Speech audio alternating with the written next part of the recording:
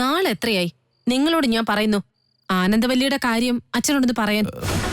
ഓരോരോ ഒഴികഴിവ് പറഞ്ഞ് നിങ്ങളത് നീട്ടിക്കൊണ്ട് പോവുക അല്ലേ? അവസാനം ദേവേട്ടന് വേറെ ഏതെങ്കിലും ഒരു കല്യാണം തീരുമാനിച്ചു കഴിയുമ്പോ പറയും, അയ്യോ ഇനി എങ്ങനെയാ പറയുന്നേ, എല്ലാം ഉറപ്പിച്ചു പോയില്ലേന്നൊക്കെ. നിങ്ങളുടെ ആ വേരത്തരമൊക്കെ എനിക്ക് മനസ്സിലാവും. നീ പിണങ്ങില്ലെങ്കിൽ ഞാനൊരു സത്യം പറയാം. എന്താ? നീ പിണങ്ങില്ലെന്ന് പറ. ആദ്യം കാര്യം എന്താണെന്ന് വെച്ചാ കേക്കട്ടെ. നീ പിണങ്ങരുത്, എങ്കിലേ ഞാൻ പറയൂ. ശരി, നിങ്ങൾ പറ.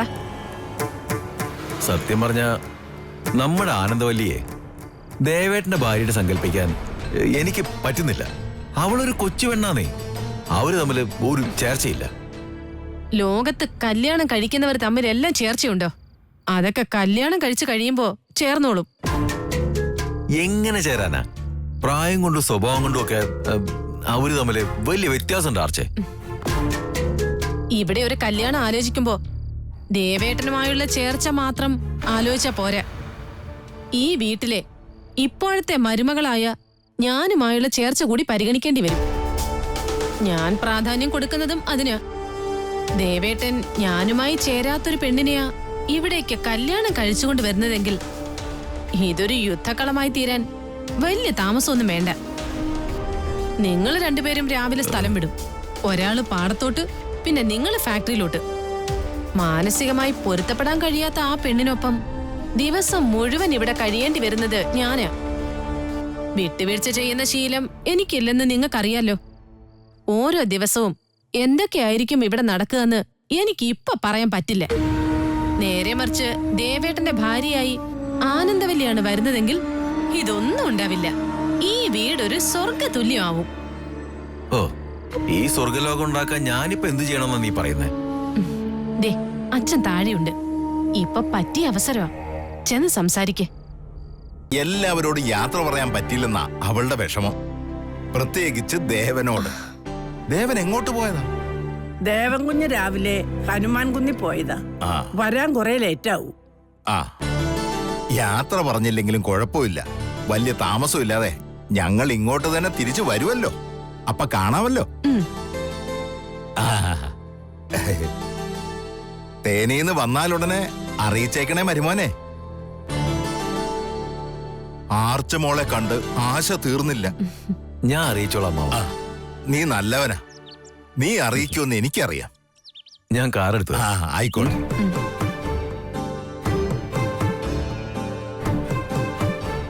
ആയമ്മേ, പൊയ്ക്കോട്ടെ. സന്തോഷമായല്ലോ അല്ലേ? ഓ, എനിക്കൊക്കെ എന്ത് സന്തോഷം കൗസല്യേ. അതല്ല, ഇന്ന് നേരം വെളുത്തപ്പം മുതല് ആയമ്മയുടെ മുഖത്ത് നല്ല തെളിച്ച കൂടുതലുണ്ട്. അതങ്ങനെ അങ്ങ് നിന്നാ മതിയായിരുന്നു.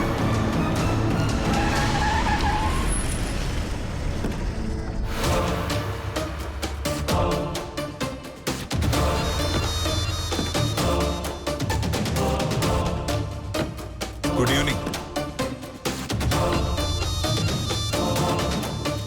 എങ്ങോട്ടാ?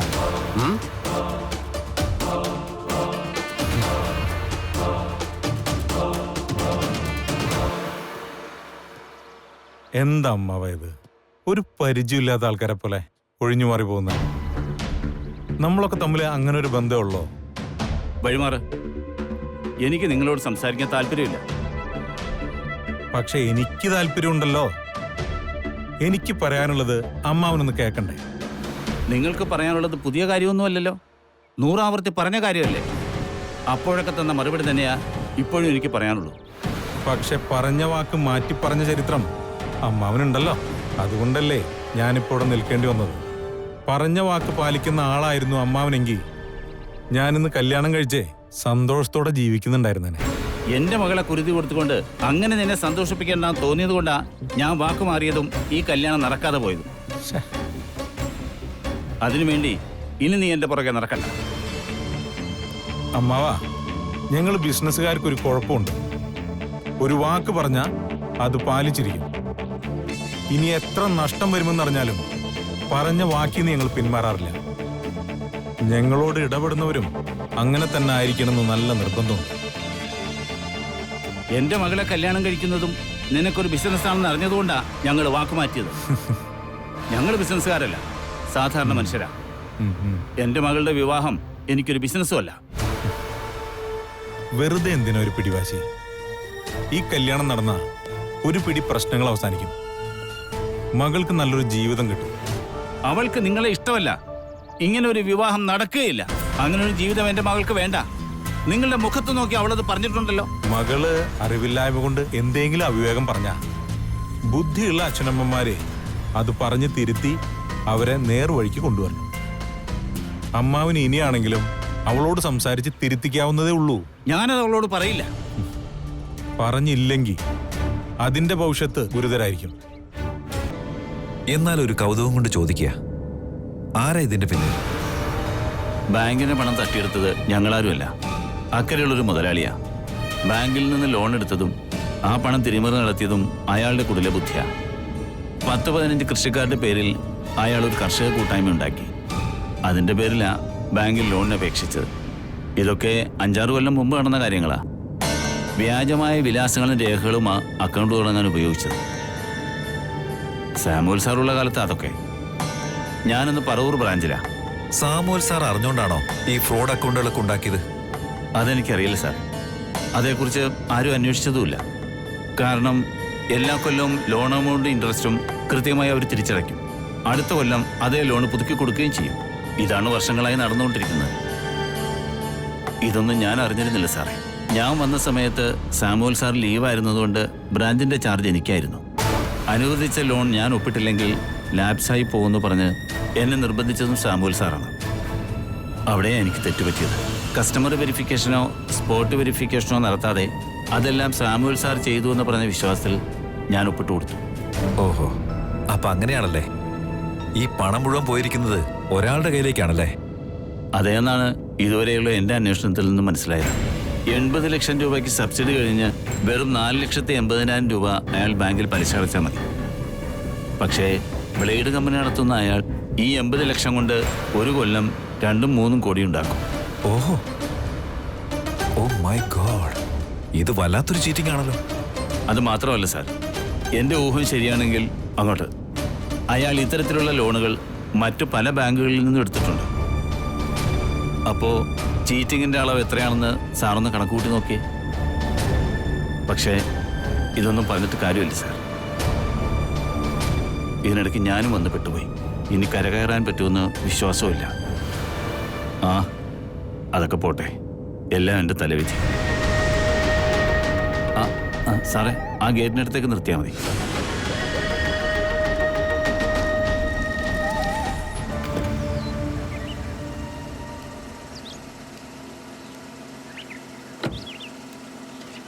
എന്നാ ശരി സാറേ, ഇനി എന്റെ സഹായമൊന്നും വേണ്ടല്ലോ, ഞാൻ പോയിക്കോട്ടെ. അയ്യോ, ഈ വാതിക്കൽ വരെ വന്നിട്ട് സാറ് വീട്ടിൽ കയറാതെ പോകാന്ന് വെച്ചാൽ അത് വിഷമാവും. വരൂ, വീട്ടിലൊന്ന് കയറിയിട്ട് പോകും.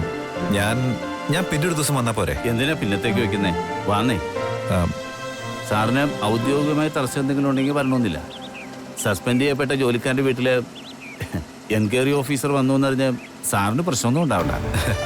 അയ്യോ, അങ്ങനെ പ്രശ്നമൊന്നുമില്ല. ഓഫീസ് കാര്യങ്ങളൊക്കെ ഓഫീസിൽ.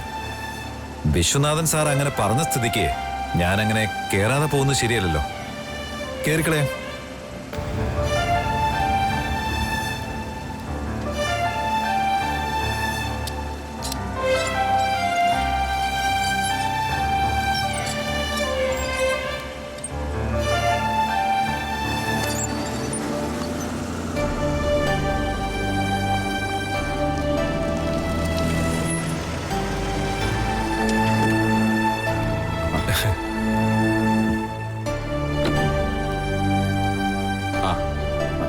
രേവു, ഇതെന്റെ ബാങ്കിലെ ഓഫീസറാ, ശ്രീറാം.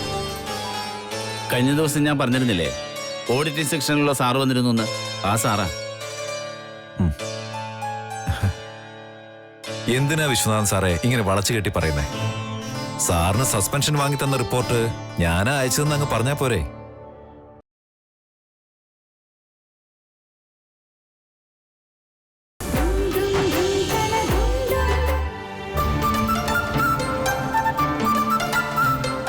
അന്ന് ടീച്ചറെ കുറിച്ച് പറഞ്ഞതിന് എന്താ പറഞ്ഞെന്നറിയാമോ? നല്ല മധുരമുള്ള പേരാന്ന്.